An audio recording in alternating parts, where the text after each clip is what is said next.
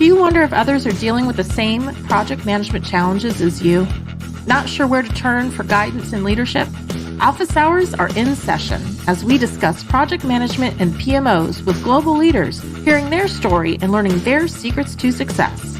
Our goal is to empower you and help you elevate your PMO and project management career to new heights. Welcome back to Project Management Office Hours with your host, PMO Joe. Welcome, everyone, to Project Management Office Hours. We're the #1 live project management radio show in the United States, broadcasting to you from the Phoenix Business Radio X studios in Tempe, Arizona. I'm your host, PMO Joe, and for the next hour or so, we're going to be talking project management with our special guest. Before we jump in, of course, I always start with some announcements and want to take a moment to thank the PMI Phoenix chapter. They hosted me earlier this week for an evening discussion on the language of project management. It's always great to be able to get out and interact with the community and share our experiences. So thank you again to Shane and all the folks over at the chapter who participated and attended. And a reminder, I'll be speaking at the PMI Alamo chapter in a couple of weeks on September 28th, I believe it is, in San Antonio. First time live in person with a chapter since all of the pandemic stuff. So I really appreciate the chapter for inviting me to come out there and speak with their community. We'll be talking about project management maturity within organizations, and I think that's going to be a fun and informative discussion. Also, I've mentioned in the past a couple times that we have the PMO Leader Annual Conference coming up on October 18th. Highly recommend that everybody attends that conference. We're going to be starting at 10 a.m. in Perth, Australia, and that will be live for 17 consecutive hours after we launch in Australia. We have over 30 speakers from 6 continents, including Lee Lambert, Ruth Pierce, Bill Dow, Amir Mahazahari, Karsten Lay, Philippe Huzar, Yasmina Khalifi, and obviously so many more great speakers who are going to be presenting. We're really excited to be able to put on this conference. Best of all, it's free for everybody to attend.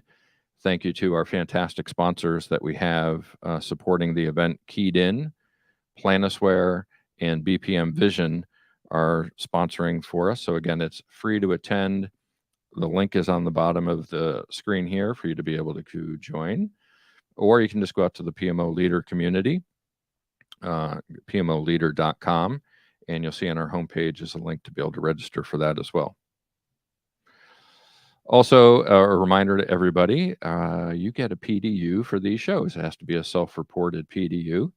This is show number 111, so there's a lot of great content to be able to go back and listen to be able to see where to get your PDUs from. I just renewed my cycle. I'm good for another few years.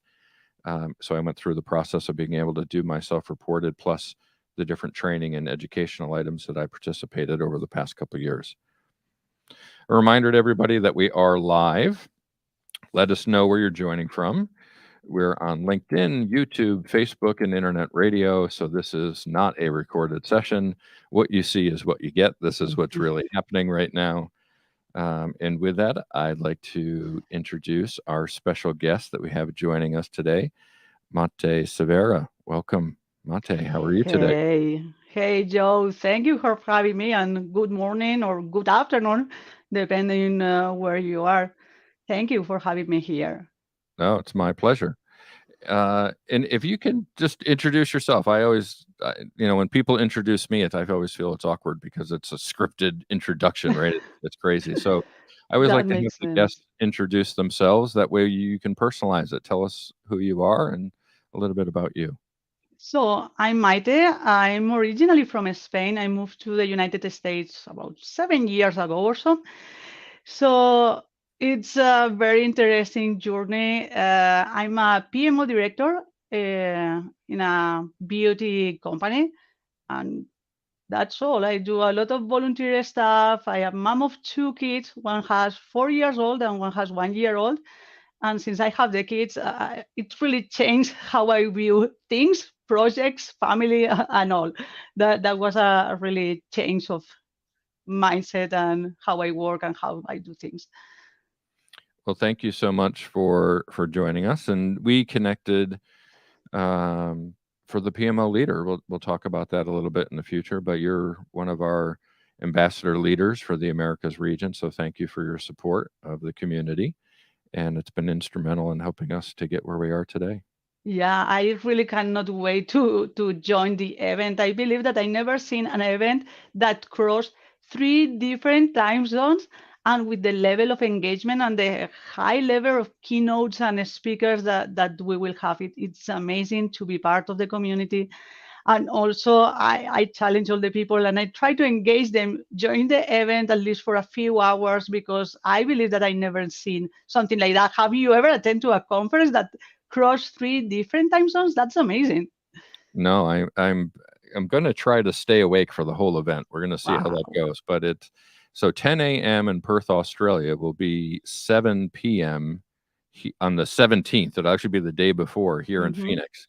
So since it's still my evening, I'm going to tune in live for the stuff happening out of the Asia Pacific region, and we'll see how I feel if I stick around for the EMEA region, which comes after that, and then of course the Americas to wrap it up as we finish. It's kind of like New Year's Eve, right? Follow the time zones across the world. We're going to be doing something very similar, and Yeah. I'm super excited for that. That's very cool. I don't believe that I will be awake for all the event. However, I will try to stick around for the America session, maybe a little of Europe. I'm familiar with some of the presenters for the different regions, and I really can't wait to see all of them. It will be very cool. Yeah, definitely going to be a fun event. So you had mentioned originally from Spain. Um, so how do you get here? I mean, what goes into the decision making process to pick up and move and start over in a new country? Yeah, that was a big challenge. I was working with a lot of projects around France and with French speakers. So I realized that I was in a meeting and my English level was very, very low. And if I really wanted to succeed, and if you really want to learn a language, I thought that the best idea is to move to that country. So we get the opportunity to move to the United States with the idea of one sabbatical year, visit national parks, enjoy life, learn English. And guess what? In 3 weeks, we had a job opportunity. So we were in Denver, we moved to Utah, and since then it's 7 years already here in Utah. So the thing is that for sure that happened to you too. How many times do you did a plan and you need to pivot? So from one sabbatical year and an express sheet with all the things that we wanted to visit, we finished it working and having a traditional life here. So Yeah, that's fantastic. And I can't imagine myself or my family. We say, hey, well, let's go to Spain for vacation and let's go see all the sites. And then while we're there, we say, you know what? Let's just stay. Let's live here. I mean, that would be so hectic, right? I mean, as a project manager, you probably want to be so organized, but in that yeah. situation, was it really chaotic? How did you kind of keep everything in order? I don't know, maybe having an agile mindset, although the project plan was a waterfall kind of thing, because we had all really planned. We choose the state based on income and try how much was a house pricing or cost of living. And after you need to move all around. We drive from Denver, Colorado to here, Utah. We stay 1 month in a hotel. We cannot find a house because to rent a house, you need a bank account. To have a bank account, you need an address. So it was a really, really learning experience to do that step. So if anybody's out there thinking of moving to the U.S. from Europe, Monte is a great source to be able to say, "Hey, how did it work for you guys?" Yeah, it's challenging, and it's challenging if you don't come with a company that sponsors you because you need to do it all by yourself, from And housing, working, driver license. Small things that you don't think about it are very challenging. and thank you for those. I see some folks joining from El Salvador and across the U.S. So thank you all for joining in. Certainly appreciate that. So help me understand this too, because you're obviously in a new country, going back to when you moved, right? You're in a new country, but you picked up and you left everything else behind. So Mhm. how do you get comfortable in this new space? As you said, your English wasn't yet very well spoken. You didn't have a bank account. You didn't have a home. How do you get to that point where you become established over here? Especially you said you had a job in 3 weeks. Well, how do you do that job if English yet isn't your primary language, right? How did you progress to get from a point of being a visitor into now being somebody who's comfortable being here?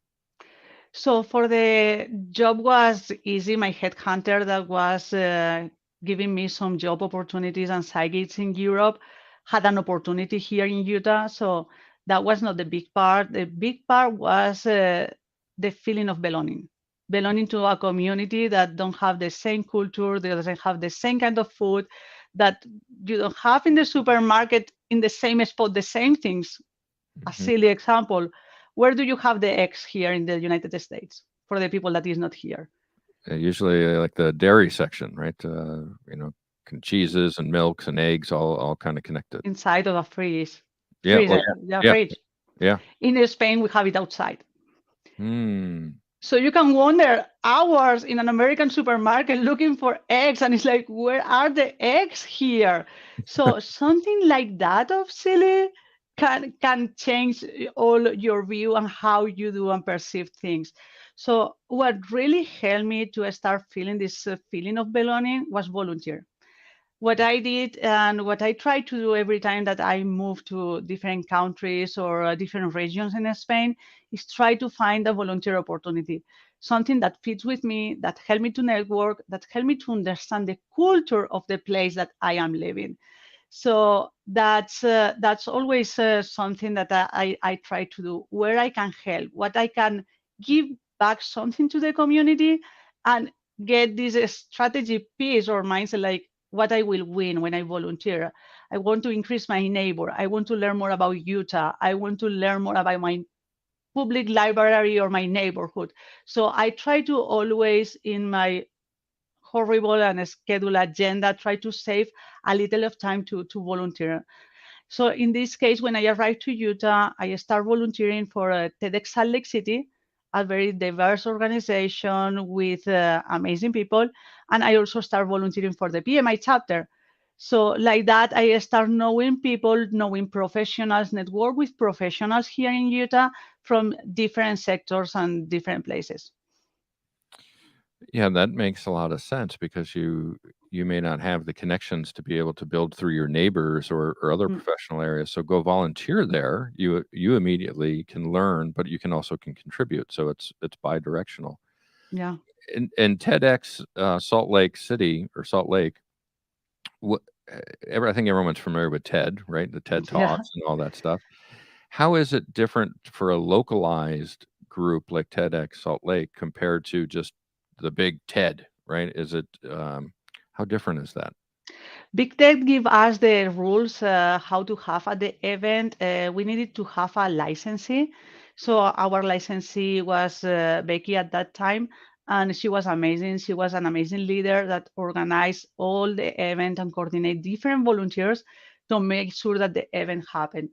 Each local event is kind of different. So maybe you have one in Arizona that I would like to chat with you if you have it and try to explore with them and visit the event. In our case, what we wanted to do is to promote local people. So one of the first rules that we had in the last years was we only want the speakers that are local, that are bright, that are bold, and that bring amazing ideas to the community or that try to solve some problems or challenges that we have here in Utah. That makes And sense. Big Tech has super highlighted speakers like the Pope, like Elon Musk, and these kind of people. So each chapter do something different. So go ahead, ping your local TEDx event. For sure, there will be one in Arizona or at the college or something like that, and try to see how they are doing things. In our case, we stick to local people. Yeah, I think maybe Grand Canyon University here has a TED organization, but I'm not sure about elsewhere in Arizona. But I'm curious now. I'm going to go find Now out. you I'm are gonna go. curious. Yeah. And of course, we're a project management show, right? So you had mentioned that you volunteer with PMI chapter. Uh, Mhm. what is? I think I've actually. Is that the one? Is there two chapters in Utah? I've spoken at one of them. I can't remember which one it is, or if there's two there. I'm not sure if there are two. I'm volunteer at the Northern Utah chapter. I don't know if sometimes they have one for the south part of Utah, and this is the one that I am volunteering. I'm the new VP of programs. So potentially we will need to have a conversation if you want to join one of our sessions, because now I am planning all the end of 2022 and early 2023 speakers for our lunch and learn sessions. So that's an amazing opportunity that finally I get a board position, but it's more than 7 years that I did small things for them. And the first one was challenging my speaker skills, because one thing is speaking in Spanish and another one is to do it in English. So they give me the opportunity to present in one of their big conferences. So that was very cool that they trust me for that. And what did you get? Everyone thinks about volunteering, maybe the board positions, but to your point, right? You did several years of just volunteering for the chapter. Mm. What do you get out of that personally to be able to give back into our industry? How did that help you? Feedback. Feedback is very important for me. Feedback is helping me to grow. So I remember one of the first presentations that I get when they send you back this Excel file with all the ratings. The ratings were good, the presentation were good, the slides were good. My accent was very strong. Mm. So I took a deep breath and I said, wow, how I am going to deal with that. I had the opportunity to chat with different coaches from TEDx Salt Lake City, and really, this accent is part of me. I'm not going to get rid of this accent. What I can do is to use words that are easy to understand for other people, or what I can do is to try to speak slowly to help other people to understand me and create a kind of a relationship like you when you ask me in another meetings that we have together. Maite, what did you say? And don't feel offended for that and try to give a better explanation of that. So that feedback really helped me to grow. I also participate in the newsletters, writing articles. For me, it's super easy to review grammar and to write articles in Spanish or French, but English, that was a deal breaker. So getting feedback, how these articles were well received for the community, helped me to grow as a project manager because I was creating content for PMO leaders and for project managers, but also help me. It's like you, when you volunteer or when you write something, that kind of feedback for sure is helping you, isn't it, Joe? Yeah, absolutely. I mean, we always try to make sure that we're getting feedback on the content, or after a session, you want to be able to hear back from the members that you were speaking with to see, was this beneficial? Was it useful? Was there something that we could have done Yeah. differently or better? Of course, to me, that feedback is the essential part of why we communicate. Because if we're not reaching the audience in a way that they can receive what we're saying, then we have to change, right? We can't ask the audience to change. We have to change the way we're doing it. Yeah. And what about bad feedback? Have you ever get this? I for sure not about the accent, or at least in English, because wow, dude, you do it great. No, But in other language, or have you ever received bad feedback in one of your presentations or articles that people complain? And how did you deal with that? yeah, it certainly we have it, because you're never going to be able to make everybody happy, Mhm. because if you have a diverse audience out there, somebody's just not going to agree with you or think that what you did wasn't proper. So for me, I try to be open to it. Um, I don't get offended by it. I always try to say, what can I learn from every show that we do, every article that we write, every speaking session we have, and take that into consideration. If I get 99 pieces of good feedback and one piece of bad feedback, or critique, maybe another way to say it is, was it one, it's valid because that person felt it, believed it, and was strong Mm. enough about it to give it to you. So what do we need to alter within our group? If it was maybe cultural related, hey, you didn't understand what we're dealing with here locally. you gave a national presentation instead of something that's local.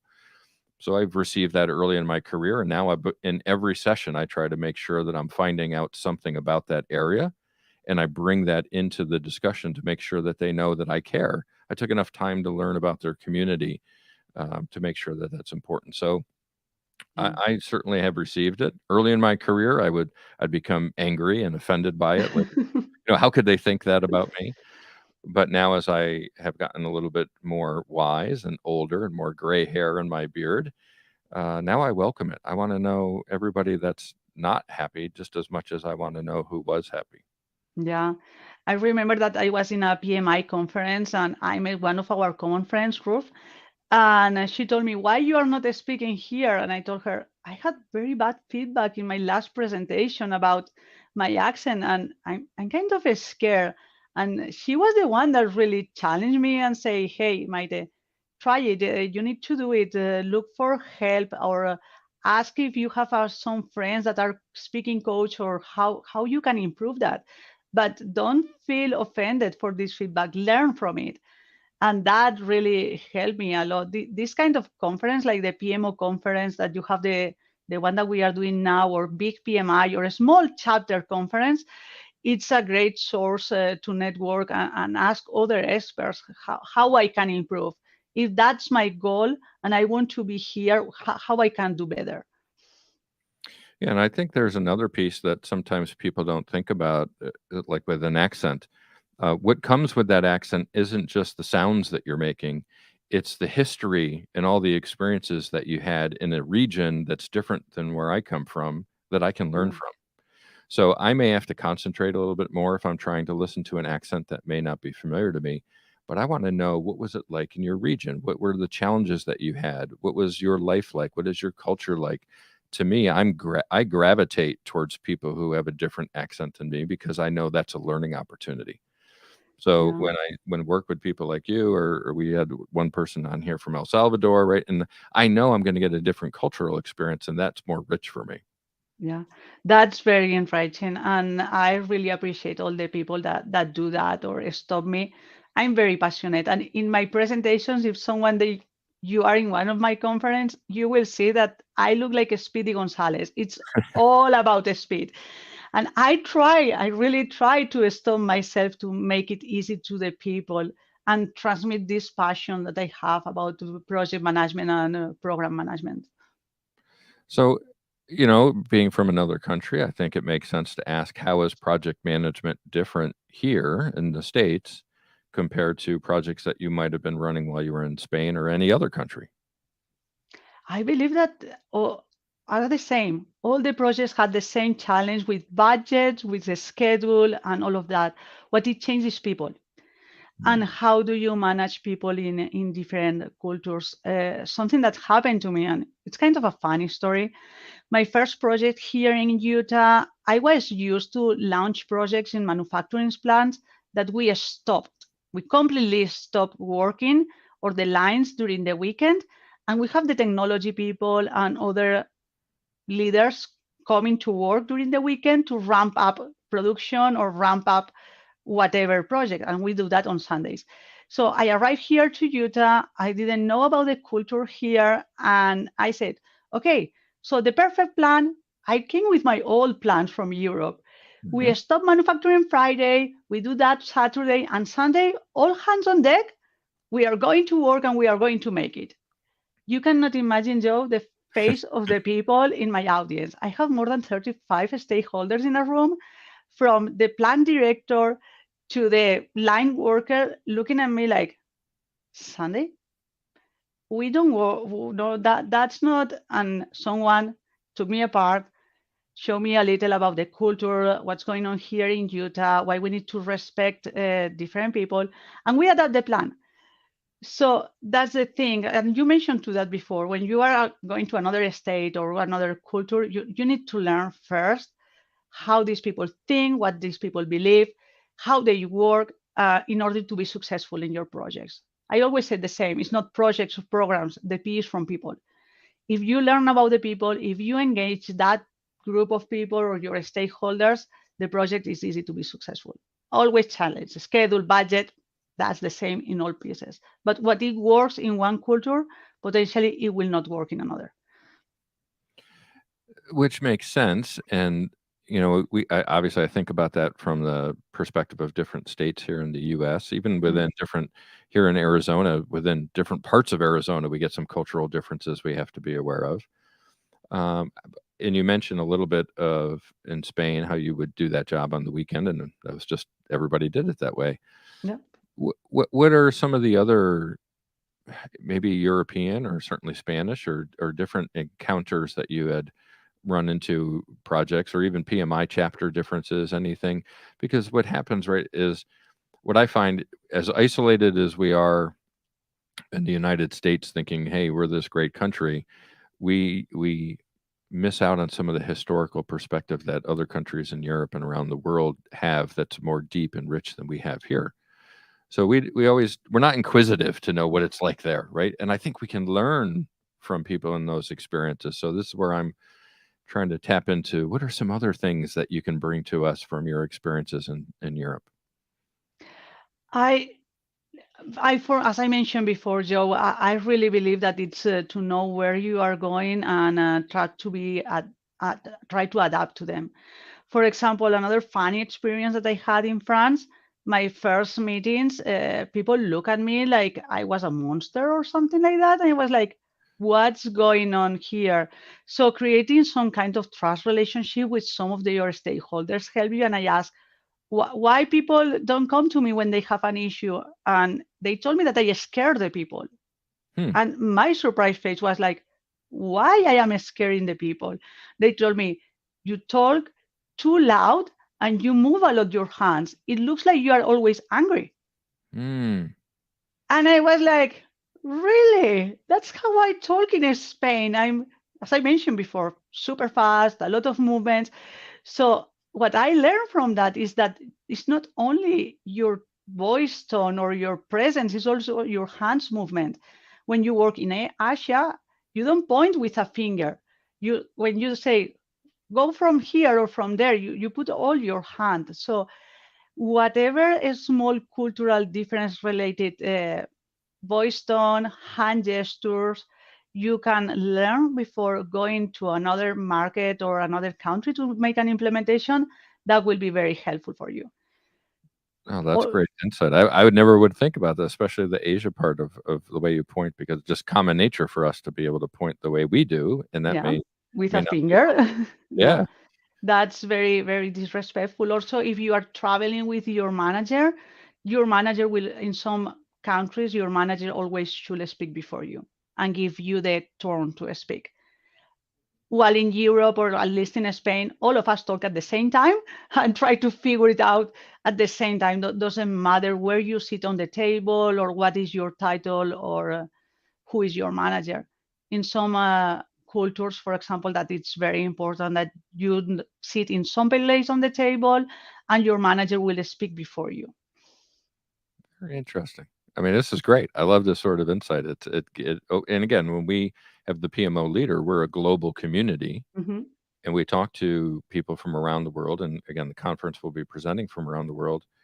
But we had one volunteer from Iran who I was chatting with, and we were talking about how projects work. And she had pointed out that they can't do procurement the way we do because there's several economic holds on how they can purchase different goods within their company or within their country.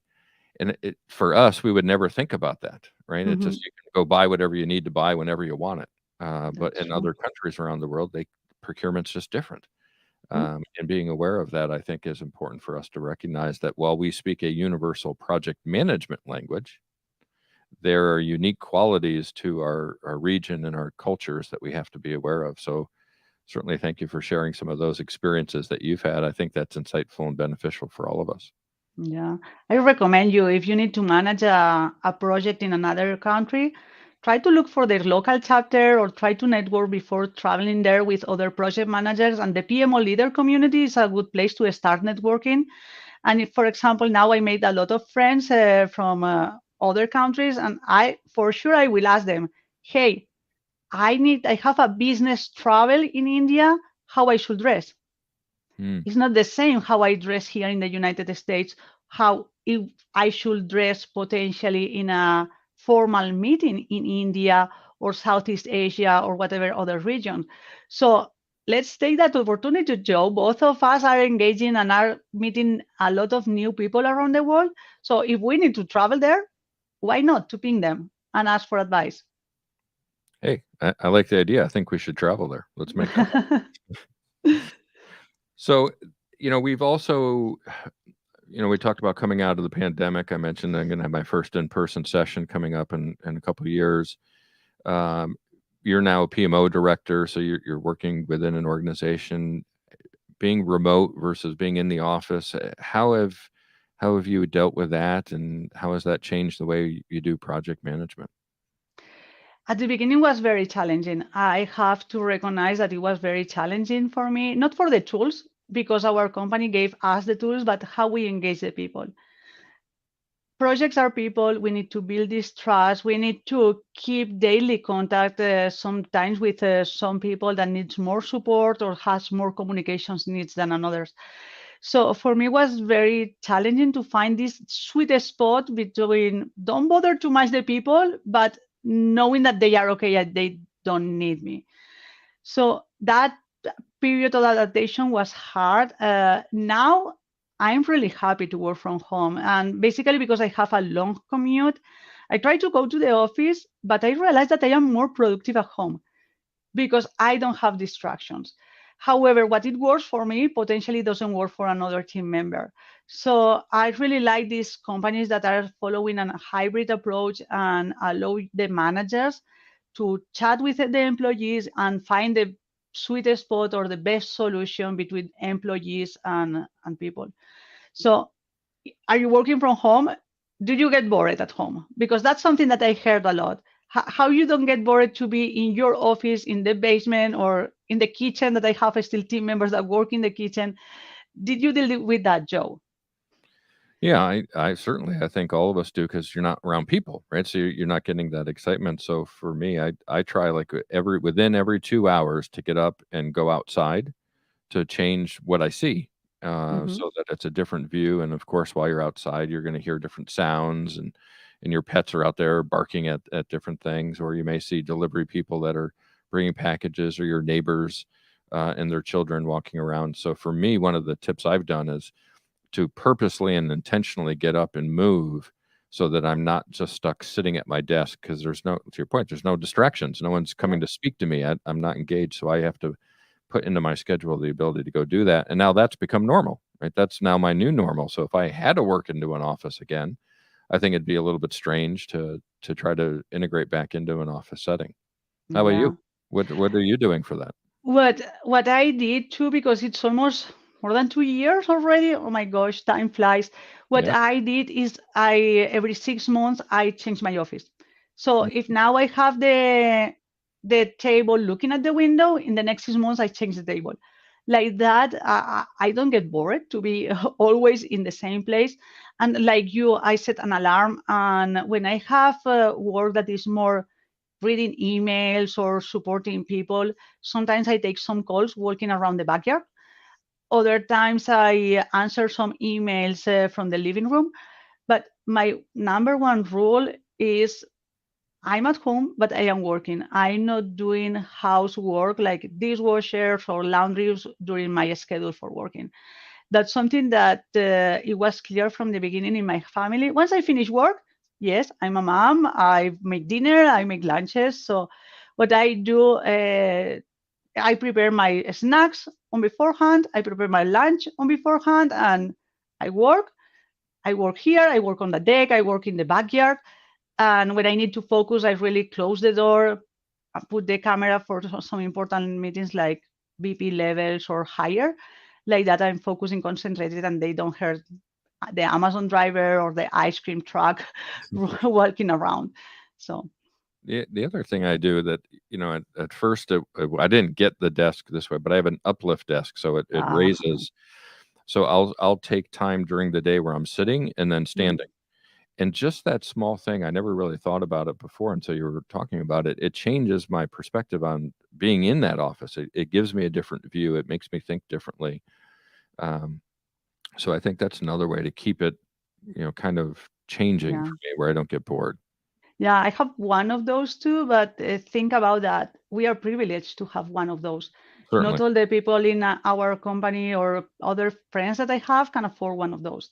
So my recommendation for the people that cannot afford this kind of desk is always you can grab your laptop or you can move your office and how it looks like in order to have this feeling of I am not 8 hours, 9 hours sitting in the same position, or try to get a yoga ball, Hmm. this inflated one that also helped to change. Sometimes you are sitting in a chair, sometimes you sit in a ball, and that's a more affordable option, or moving the desk from the wall to the window than sometimes the standing up desk. So that's something that as a project managers, Joe, we need to think about it. Who I have in my team, what is their, can they afford one of those, or should we challenge the company to provide the tools that they need to keep working remote? Yeah, certainly. And that's an interesting discussion we have never explored on the show is when several companies have downsized their buildings or sold their buildings and now are complete remote staff. So they have quite a large savings in real estate costs that they may have. Do they then support their employees at home with different equipment to be able to make that environment be more suitable for them and more comfortable for them to be able to work in? Interesting question. I don't know. See if we can dig into that a little deeper and see what we can. I have a few examples of friends that when they sent them home, and there were offices that were on lease, and lease are expensive. If they were able to close the contract with the landlord, they directly told the employees, grab whatever you need because we are not coming back. Hmm. So they grab tables, they grab chairs, they grab computers, a stand-up desk, or whatever they needed. Other companies, by the other hand, what they did is give a stipend. It means we are Yeah. not coming back to the office. Here there are $1,000, and you need to have an office that works for you. I remember long, long time ago when I was in IBM, that was, oh my gosh, 15, 20 years ago. I don't remember. Long, long time ago. They were exploring savings to having people rotating and working one day from home. So that was pre-pandemic. There were already companies that were seeing some kind of benefit to having people there. What they did is if you sign up for the list to work one day from home, they pay for your internet service for the full month. Hmm. So that was very cool because they give me the opportunity to be at home and wait for Amazon deliveries. There was not Amazon delivery at that time, but some kind of deliveries or the technician for the laundry machine and stuff like that. And being at home and having time to focus. And they also support the internet. And that was years ago. So I assume that most of the companies are doing something like that. Yeah. How about when the day ends? Obviously, you're still in the same house that you were in. How do Yes. you shut work off, or do you not? Right? Do you? Obviously, your focus becomes your family and dinner, as you mentioned. But if you're just sitting around with your family and you've got your phone handy and there's an email from work, do you shut work down? Do you respond to that? How is I your? have two tips. One is very easy to manage is I change clothes. Hmm. I wear a little of makeup, not a lot, but I clean my face and I take out these clothes. I change my clothes and wear more comfy, like not a blouse like right now, more a t-shirt thing, Hmm. and that helped me. The other thing is something that I am managing since I am in Europe, and it's not very common here at least in the company that I am working now. I have two cell phones. I Hmm. have my personal cell phone and I have my work phone. So when and my team members and all the people know when it's 4:30 p.m., the work phone goes to a drawer, and I don't check it until maybe 9:30 that the kids are on bed. Hmm. Just in case, because being a global company, we always need to deal with some questions from Southeast Asia or late in the night or Europe early in the morning, this kind of thing. So what I do, I have this bracket or gap in my agenda that they know that if there is something really urgent, my manager and only two more people have my personal phone, that they know that they can call me. They can call me there. That's a great idea. Do And you we're have two thinking, phones or one? oh no, I've got one phone. I have way too much email coming in and phone calls on one phone. But when we first, when iPhones came out, right? I'm old enough to remember back before iPhones, and there were pagers and Hmm. Blackberries and different things like that. It was standard to have a company phone or a Yes. company BlackBerry in your own.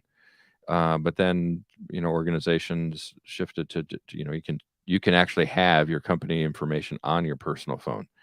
So now I haven't had two phones for a long time. It's been a while. Yeah. Maybe it was that shift. And there are some companies and a lot of friends and other project managers ask me, why do you have two phones? Some companies pay for your personal bill. Other companies allow you to have two phones. That depends a lot of the company. And each of us needs to analyze what it works for me. Yeah. For me, I really to disconnect, I need to have my work phone in another room or in a drawer or something like that. You had mentioned early on when you were doing your introduction that you're now a PMO director. Hmm. But obviously, you've advanced in your career, starting out as project manager. But what's your career path look like? What's that progression? You don't just wake up one day and you're a PMO No. director. Right? So how do you travel that path to get to where you are now? Yeah. So that's the interesting story. I had a master's degree in chemical engineering, Hmm. and I was finishing my test, and I got a call from IBM, and they offered me the opportunity to work for them, and they pay for a master's in SAP. Hmm. It's for the ones that doesn't know, SAP is a big ERP, and masters are, at least in Europe, are kind of expensive to be a business analyst of that tool.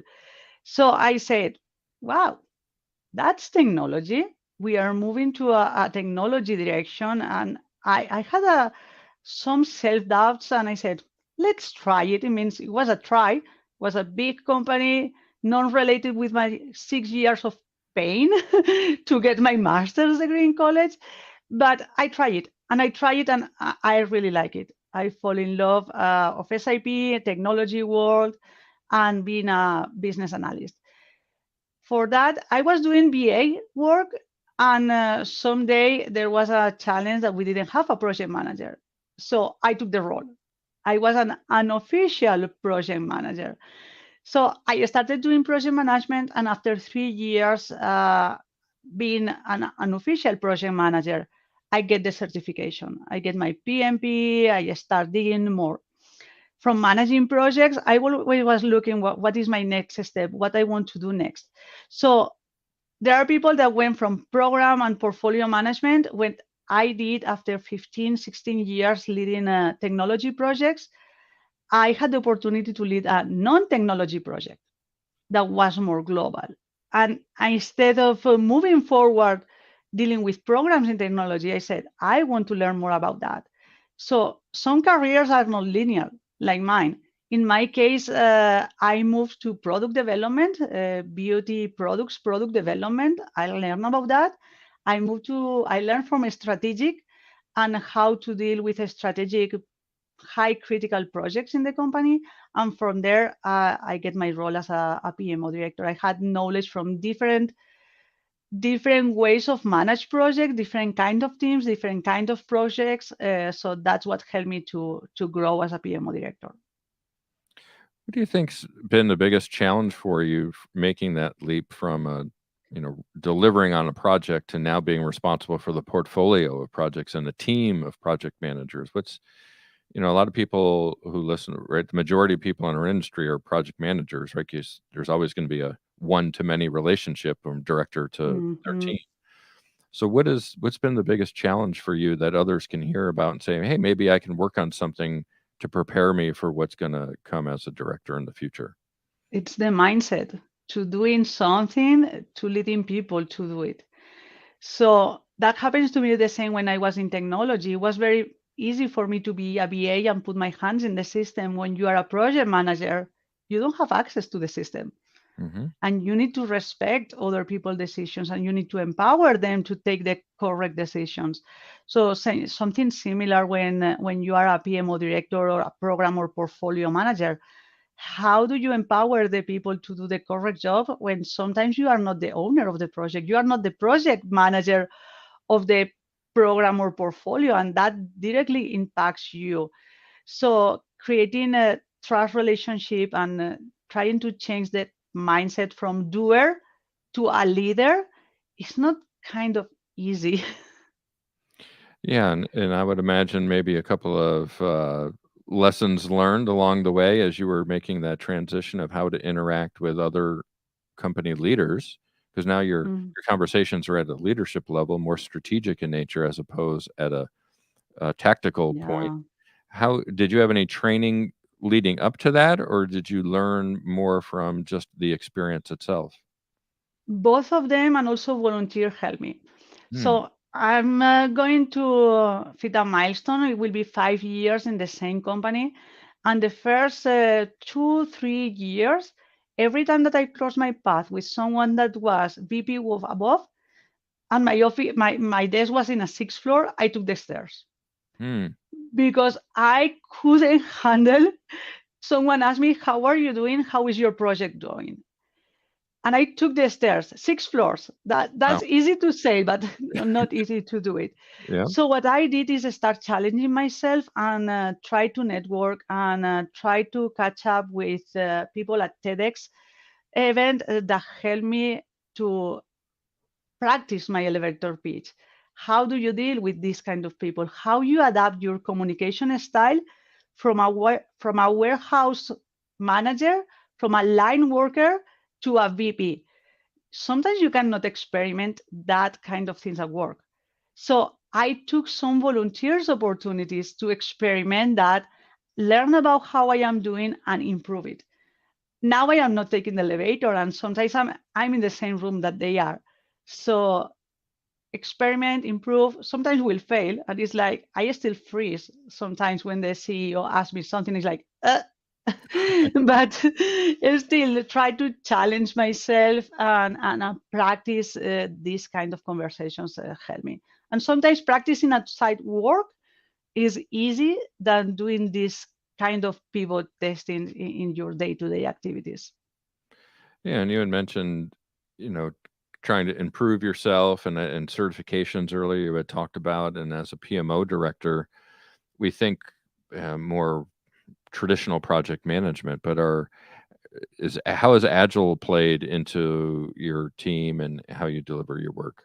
Don't ask me that question. You know me, and you know that this drama, agile versus waterfall, we our PMOs, I truly believe that need to serve our strategy department, and we need to be the liaison between a strategy and a strategy delivery, and we need to ensure that we deliver the projects.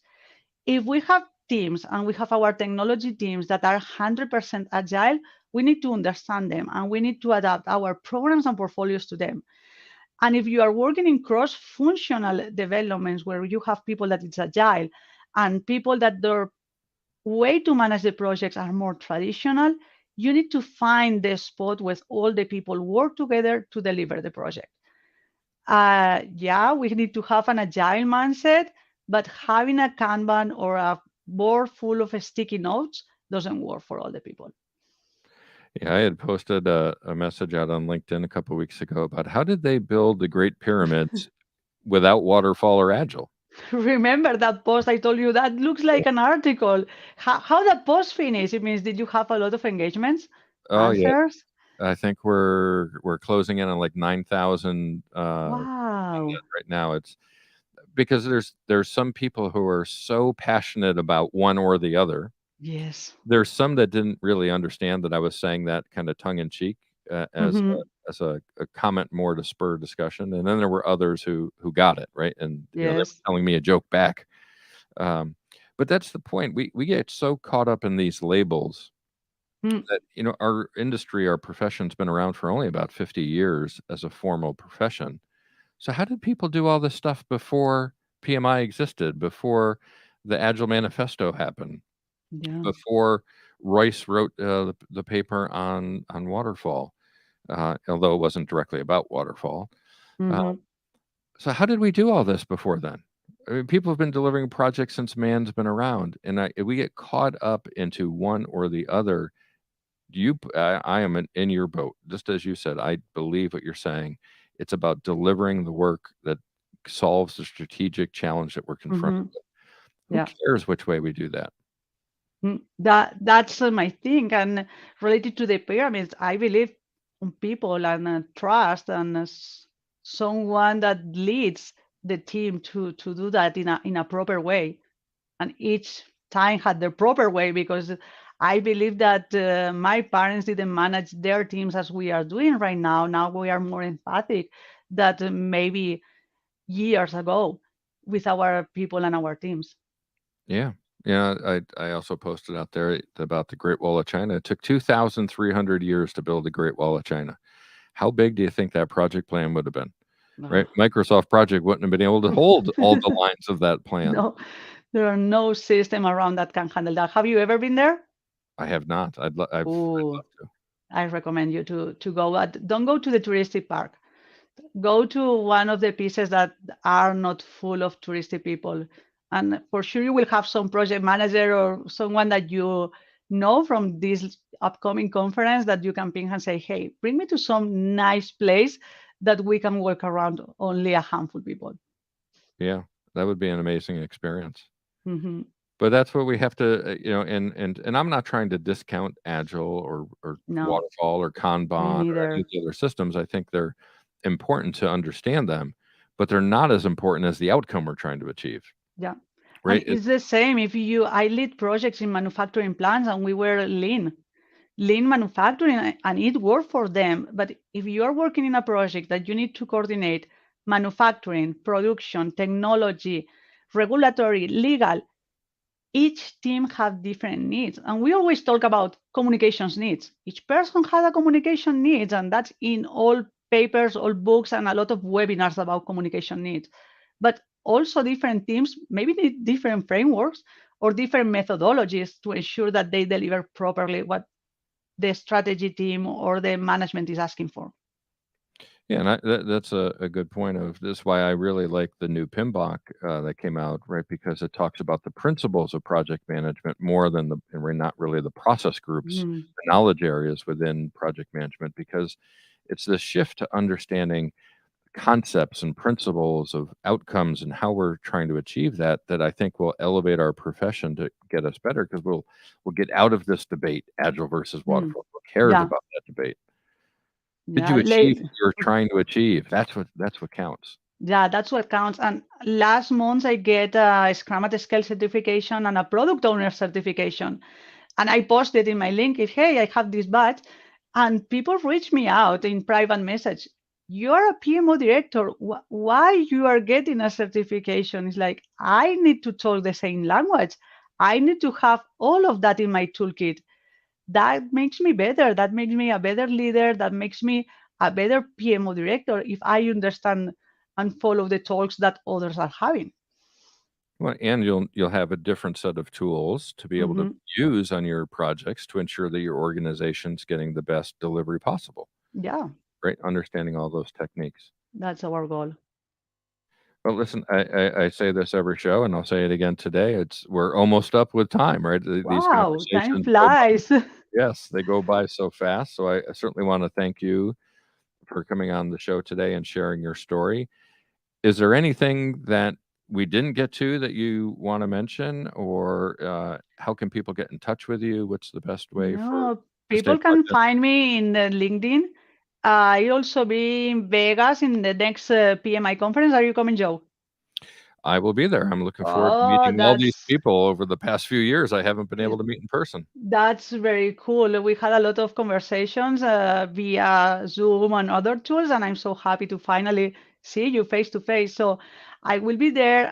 LinkedIn is my preferred tool for people that wants to network and establish. Or I always ask the same: how I can help you. So if someone needs to learn more about volunteer or career development, they are more than welcome to ping me.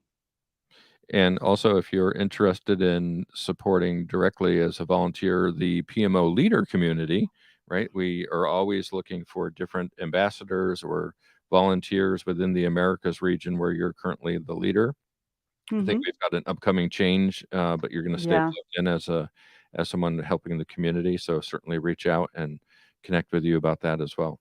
Yeah, and join the community, the upcoming conference, because I don't know if all people will stay awake like you, Joe, but I Probably will, not. Yeah. at least if they can join a few sessions, I truly believe that this upcoming conference will be a big hit. Absolutely. And we're going to record all the sessions. They'll be available for members, right? If you're not a member of the community and you Mhm. miss a session, well, you have to become a member first to see the recorded sessions, but it's a free membership, right? So it doesn't cost anything to attend live and it doesn't cost anything to become a member. So certainly encourage everybody to get out and join the PMO leader community. Yeah. Well, thank you, Mayte. I appreciate your time today. I appreciate all the volunteer work you've done for our community. I appreciate you sharing your story to let others know that it's okay to be courageous and go for change and see how that can turn out. And it can turn out really well as it Mhm. has for you. Yeah. Certainly, thank you to all of our listeners as well, right? Without listeners, we don't have a show. Be sure to visit Project Management Office Hours website, which is out on the PMO Squad community. You can look up on the menu and see office hours. Out there, we have all of our old shows. So all 110 previous shows are listed out there on the website. Also, your favorite podcast platform carries all of our shows as well. Remember that each show can give you up to about one PDU's worth of self-reported credits that you can get for your recertification. And go out and see all of our upcoming shows, right? So as we have shows listed throughout the rest of the year, we have folks listed out there, including a show coming up with PMI and some of their partners on the Citizen Developer Program that they have out there. So that's going to be an interesting show. Also, the PMO Global Alliance Healthcare Strategy Group is going to be on, and we're going to learn about their initiatives that they're working on at the global level through PMO Global Alliance to work within the healthcare space and see what we can pick up from them. A reminder, we're live now, but all of these shows are recorded. So if you missed today's show, certainly go out to your favorite podcast platform and listen to it there, or go out to the PMO Squad website to catch it there. That's also a thank you to our sponsors, the PMO Squad and the PMO Leader. The PMO Squad is a premier consulting firm here in the United States, serving all of your needs. They try to make solutions simple and help you deliver projects better. That's it for now. Office hours are closed until next time. I'm PMO Joe, and you've been listening to Project Management Office Hours. Thanks for listening to another episode of Project Management Office Hours with PMO Joe. You're not alone in your project management journey. We're here to help you achieve your goals. Subscribe to Project Management Office Hours on your favorite podcast platform to catch all of our episodes and hear industry leaders share their story and secrets to success.